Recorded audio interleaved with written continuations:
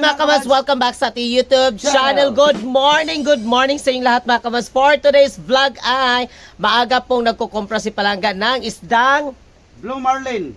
Ayan yung Blue Marlin mga kamas. Sa amo tawag na rin kay Dugho, pero sa English, Blue Marlins. Ayan yung Blue Marlins mga kamas. O fresh na fresh talaga. Ano ko napansin nyo mga kamas, walang ulo, tapos wala talaga siyang ikog. Kasi dito pag nagkumpra ka mga kamas ay kukunin nila yung ikog tapos yung ulo. Hindi nila isali ba kami sa timbang. Malasugi tawag dito sa iba, malasugi.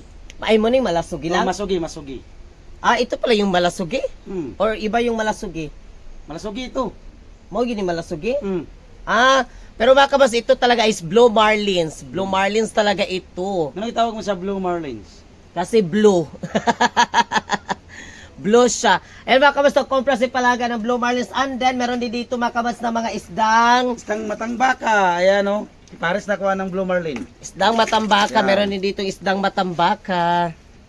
Ayan yung isdang matambaka. Sarap na siya ng isda. Ginaganito niya para madali lang din mga kamads na mabinta. But kinilo-kilo na niya. Ano mga kamads, yung kanyang laman ay kulay puti mga kamads. May pagkaputi siya. Iba siya sa yung mga tuna. Ano yun lang, yung barilis lang no. Mapula. Mapula ka na kay puti. Puti pero masarap ito kamads. Malinamnam yung kanyang laman. Yan, malinam naman kanyang laman din sila ni Miming. Nagparid na sa sila Miming. Ming! And then, Tira. ilagay ko na sa supot para matimbang ko na. Doon ko na yung titibangin sa kung may magbubili. Kung may bumibili, titibangin ko na. Ay, dili na nimo ipakwan karon kung pila na siya. Kumain Nag-1 ang kilo bili. ka ni. Depende. Ha? Kung yung maabot yung kilo. Basta kinitsap ko lang, kung may bumibili, pili siya, titimbangin na yun. Kung magkano lahat ng mabayaran. Ah, Isda mo dyan, isda! Palit na mo isda! yan, bili na kayo ng isda, mga suki. Ayan. And then mga kamas yung matambaka. Ayan mga kamas yung matambaka. Fresh na fresh yung Ano yan? matambaka. Dalawa at kalating kilo lang yan lahat. Pila? Dalawa at kalating kilo. 2 kilo ito. Fresh na fresh, oh. Yan, nilagay na din natin sa supot. Nagkape na ka? Tapos na. And then yung ininit tubig, takuri. 2 kilo lang ibibinta namin ito kamas kasi yung kalati. Ulamin naman palangga ko. Kunin ko na yung aming ginansya. Kunin na yung ginansya. Kasi siya na kayo paos pagit kay abong tingog. Ako bagong gising talaga ako kasi si Palangga. Lang, ganun siya. Kasi di ako nakatulog kanina. Si Palangga maaga talaga siya gumigising and then nagpa-sound-sounds na siya sa kanyang cellphone. Mga alas 4 pa yun. Nagpa-sounds na siya mga kamas. Ganun talaga siya. Magpa-sound siya ng mga kanyang mga favoritong sounds. Pero hindi yung malakas mga kamas. Yung sounds lang ba, din dyan lang sa higaan. Ay, nakagising ako kanina. Sabi ko, hindi na punta katulugan ng balik. Eh. Iba ako mga kamas. Hindi ako, pag makagising ako, hindi ako makatulog na din pabalik. Yan mga kamas, punta na ako sa mga suki ko. Maglalako na ako. At yung palangga ko, magkape ka na kasi tapos na ako magkape. Ayan si Mama Aling, sexy. Yan yung ulam namin. Ulam And namin. then, yung ginansya. Kinuha na yung ginansya. Ito yung ginansya, ulamin namin. Iprito ko ito mamaya. Ayan. So, ngayon ay go to kuha na si Palangga sa kanyang mga suki. Go to higher work. Higher work daw. Nagkatawa si Mama ng English. Ayan si Mother, good morning. Sa English ma? Good morning! Hello, good morning. Bagong meeting! Ano mga gwits ma? Bahala din yung kuligawit. Good morning. Healthy. Healthy daw. Healthy body. A few moments later. Hi mga kabats, welcome back. So ngayon ay nandito na si Palangga. Galing siya naglako ng isda mga kabats. Ayan. Hi mga kamads, magawa ko ng tanggalan kasi yung isang baboy namin ay palaging inaaway kaya matransfer siya, kailangan malahi. Oo, yung isa namin baboy mga kabats, nagluya-luya siya. And then parang nawala yung kanyang gana ba kasi pag nagbahog pag nagpakain kami, and then yung isang baboy, yung maldita, ito na sinasabi ko mga kabats, ay inaaway siya, ayaw siyang pakainin, kaya kailangan namin siyang i-transfer mga kabats, kaya nawala ang iyang gana sa pagkaon. And then medyo nagluya-luya. And then nagkontak na ako sa mga injik kay veterinaryo na para Ma-injikan siya ba? kasi nag-contact din kami ng sana kanabi to mang-inject sa baboy para pagana, and then yung para sa hilanat na po dayon siya mga kamas kasi parang nagluyas siya. Ani nga mga kamas ay magluto din ako ng kamuti. Ayan mga kamas, so ang laki ng kamuti. Ayan, tignan nyo. Masarap ito mga kamas iprito, and then sabi ni Palangga lungagon na daw na ako kay lamit daw ni siya lungagon. Ayan, gusto niyang nilungag, ayun yung iprito. And then mga kamats, ako ay busy ako sa paggawa ng tangkalan para bukas may lipat na namin yung aming bake. Oo, kasi mamaya pa daw yun darating yung manginchikay sa baboy.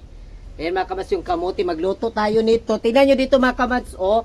Gagawa kami doon, bito yung tangkalan namin dati dito sa kabila. Diyan kami mga kamats, maggawa kami ng yung sakto lang siya sa isang baboy mga kamats, para matransfer lang namin yung isa, yung medyo maliit.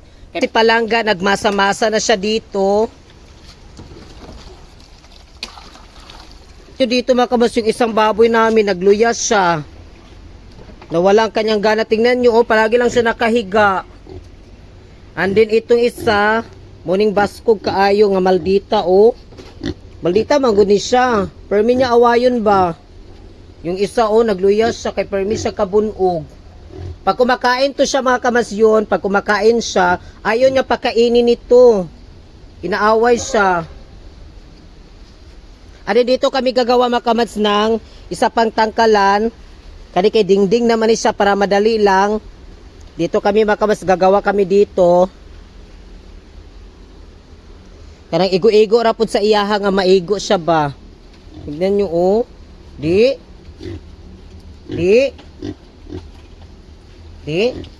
Lantan ka di. Ogoy. Yaway ka. Ikaw dili lagi mangaway ha, maldita ra ba kaayo ka, dili mo away nimong kauban. Ha? Maldita ra ba kaayo na siya oh. Nagluyas siya, bura siya kanang wala siya gana. Mailan nimo lang kay ang iyabit ang balahibo lang, burag nakakuan, wala siya nagkuan kay ang balahibo. Oh, loy-loy ang mata niya, loy-loy. Medyo yung mata loy-loy.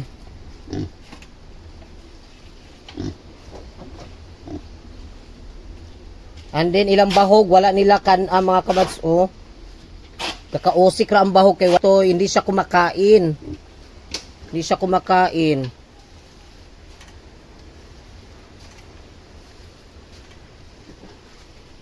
And then ako yung labor dito ni Palangga.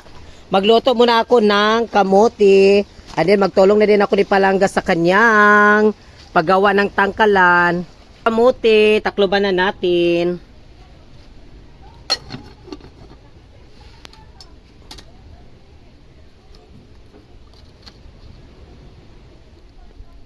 Yan, antayin natin itong maluto. Punta muna tayo doon kasi magtulong na tayo. Dito. PM lang kayo sa gustong Kuan mga kabas, sa gusto magpatrabaho sa inyong bahay, PM lang kayo sa amin ni Palangga. PM lang kayo dyan.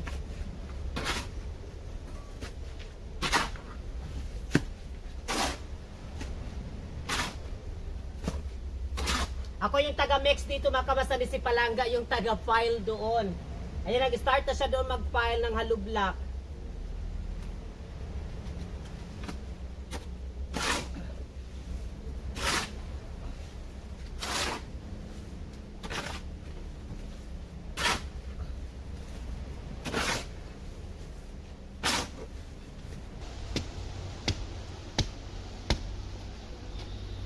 Yang kahoy mga kamasayan, yung kabilya lang, no? Oh, Di bali, yung kabilya. para maligo na itong file. Hindi na kami nagbili ng kabilya mga kamas, yung kahoy na lang kasi tangkalan raman among himuon. Para makasip, ande, tanggalan lang ito, tanggalan.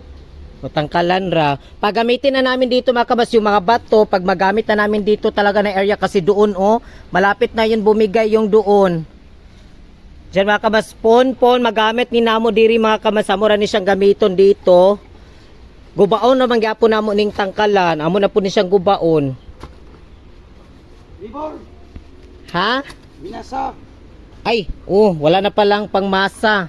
So magmasa muna tayo. Kuha tayo ng semento. Ayan. diri, masa dito. Masa natin lahat.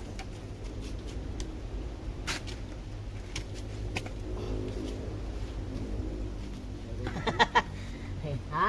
Ibo-ubo? Ako nga. Dagmer, daghan sa kayo ba ni? Baka makuhaan ka. Baka makunan. Ha? Baka makunan ka. Hindi tayo magpakuan talaga mga kamas, baka makunan tayo. Baka makunan si Kamad. Bago ra ba ako nagpa-prenatal, bago lang ako nagpa-prenatal, nagpa-ultrasounds. Sabi ni Palangga, ang dami-dami daw. Sabi na para diretso na mga kamas, di ba? Para hindi na pabalik-balik. Yeah.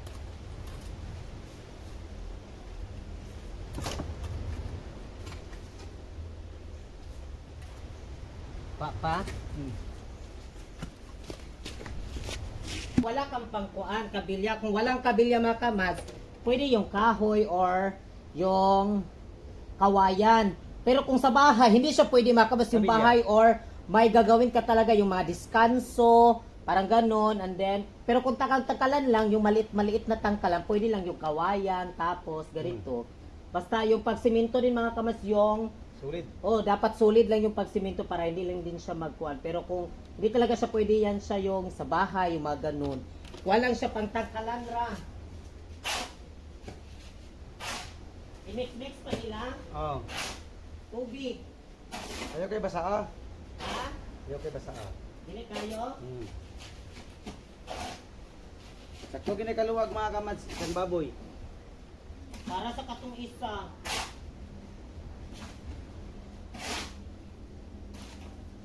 Kawawa yung isa kasi, palagi naaway.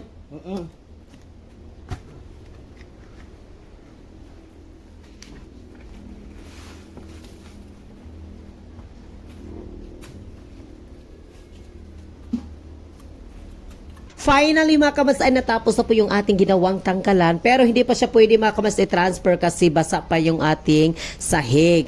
And then mga kamas gagawa pa kami ng pambubong ni Palangga din. Ayan yung aming baboy na tulog-tulog pa sila mga kamas kasi mamaya-maya ay magpaligo na tayo sa kanila. So ngayon mga kabads ay magpa-relax muna kami ni Palangga. Ayan, maghigda-higda sa Mikadjut mga kabads. Tapos na din ako naligo. Si Palangga mga kabads ay maya na daw siya maligo. Ayan mga kabads, maraming salamat po sa inyong lahat sing suporta sa amin. Thank you so much. We love you so much sa lahat ng mga kabads naming manunood. Sa mga nag-share ng blessings, thank you so much. We love you so much sa inyong lahat dyan. At kami yung kabads sasabing, Mahal namin kayo, gabayan kayo lahat ng Panginoon. Magpa-relax muna tayo ng konti. ayan, God bless!